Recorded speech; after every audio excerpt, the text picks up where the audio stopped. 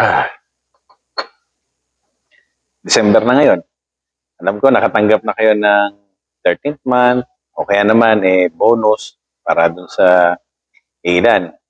And nung last natin na pag-usapan, most likely you have tendered your resignation.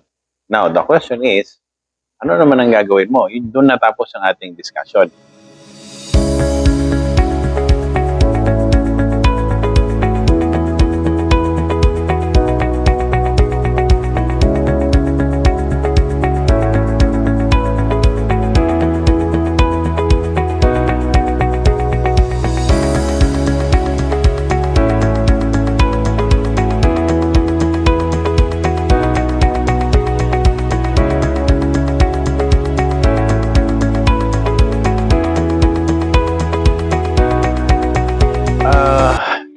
I know na you're excited, merong adrenaline rush, na pertinacity na to execute yung nasa utak ninyo because since you're on the other side already from being an employee and now you want to be an entrepreneur or you want to be an employer, gusto mo nang magsimula na magnegosyo. Okay? Pero sandali lang. Relax. Cool down. Okay? Kailangan mong mag-isip. As of now, I'm very sure na marami kang prospects. Prospects kung anong business ang gusto mong pasukin. Now, let me assist you or let me guide you or help you how we can narrow it down and paano natin may iwasan na mag-fail yung papasukan mo na venture. You have to consider na maraming business ang nagsasarado during regular period. How much more ngayon na pandemic.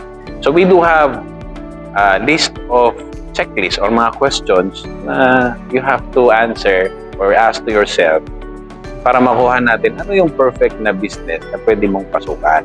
Okay? So, let's start. Number one, you need to check on the demand.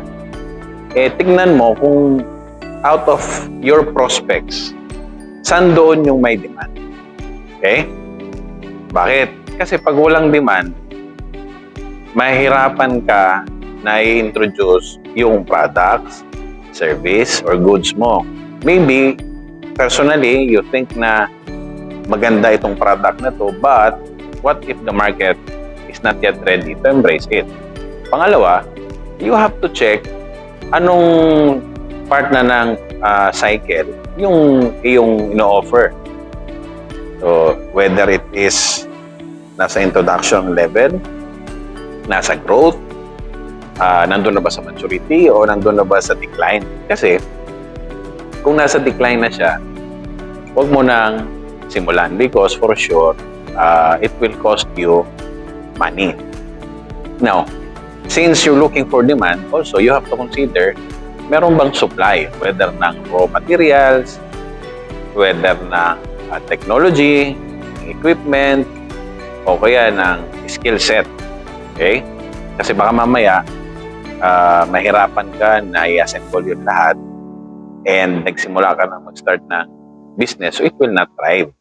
The next thing that you have to ask yourself is what skill set or experience or knowledge na you have na papasok doon sa prospects mo. So from yung original prospect mo ng mga businesses, nag-trim down na siya because of the demand, consideration mo sa demand. Next is, you will consider naman is yung skill set or knowledge mo.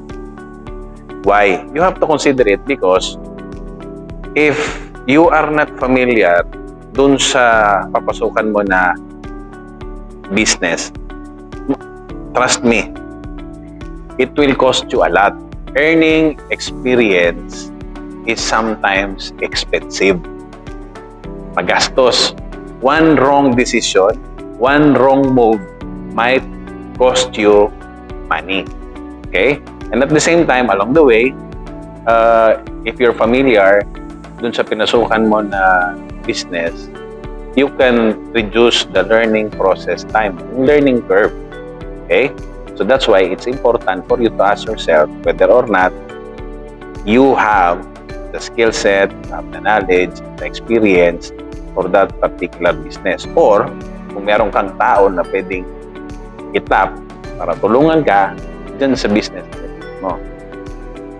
Yung next na question na dapat mong i-consider to further reduce yung prospects is yung passion.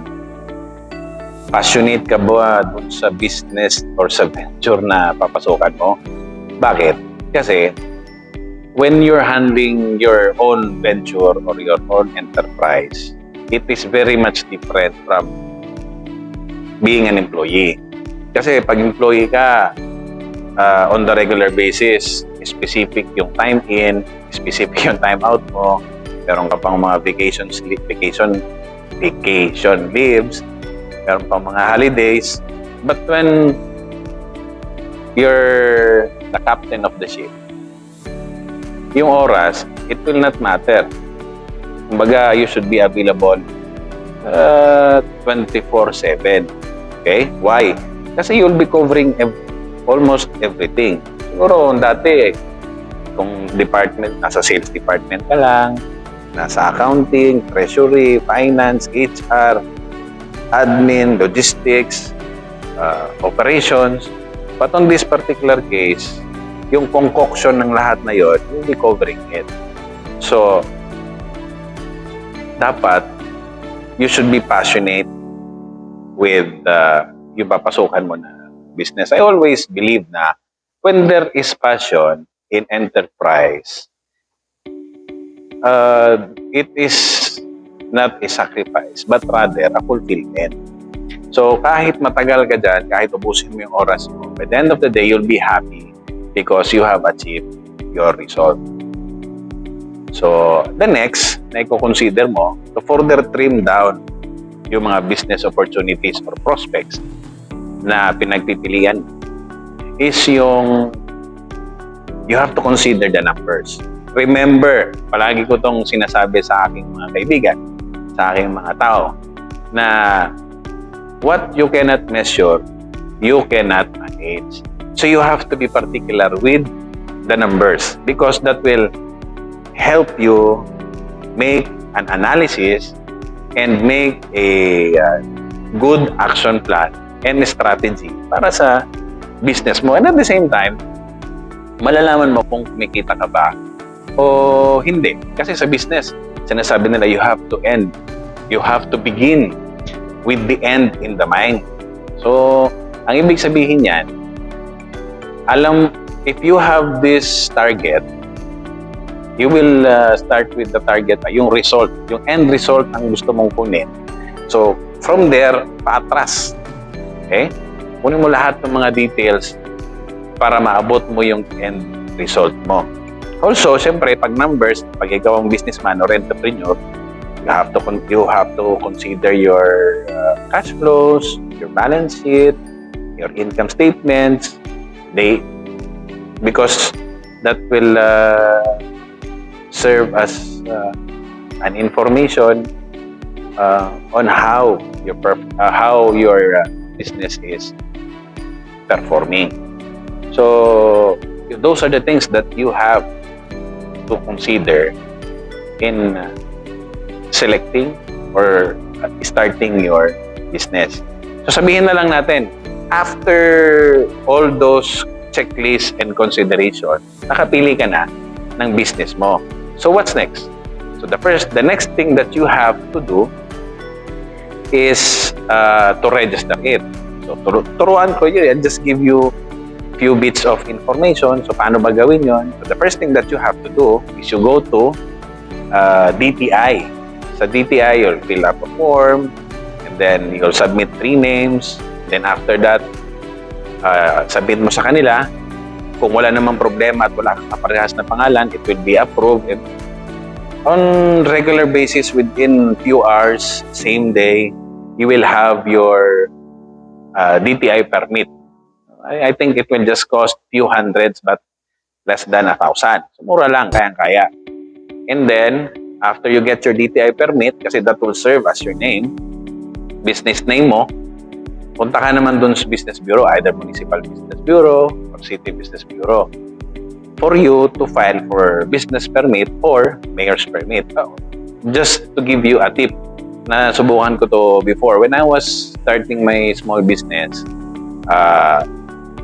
since magpa-process kayo either sa other department or other sa government agency, so you need a business permit, or kung meron kayong mga blitzes or meron kayong mga mall display, you can write a letter to the mayor and request for a temporary mayor's permit. Okay? So, FYI po doon. After you get your business permit, you go to BIR for your certificate of registration. After certificate of registration, then you can process printing of your invoices. So yun po, few information lang to give you an idea how to jumpstart your business. So if you do have thoughts or suggestion po, or if you have topics na gusto po ninyong i-discuss sa aming next video, please leave it po dun sa comment section natin, and we'll be glad to hear it from you, and then kami naman po i-discuss yun at tulungan po kayo sa mga concern ninyo. And then we're growing our community, so para po sa aming mga social media accounts, we have our YouTube channel. Please click like, subscribe, and bell icon para po sa notification ng future video. At para naman po doon sa aming Facebook account, paki-click na lang po ng like at paki-share na lang po ng videos namin. And marami pong salamat sa House of Cashews for allowing us to experience their very good food, very nice place. And I really like the ambience. So, try to visit this place also. And salamat din sa mga sponsors po namin na walang sawa pong tumutulong para magawa po yung aming mga contents. So, ito po si FGB ng one-on-one sessions. Daghang salamat. Amping ganunay, mga kahuwad.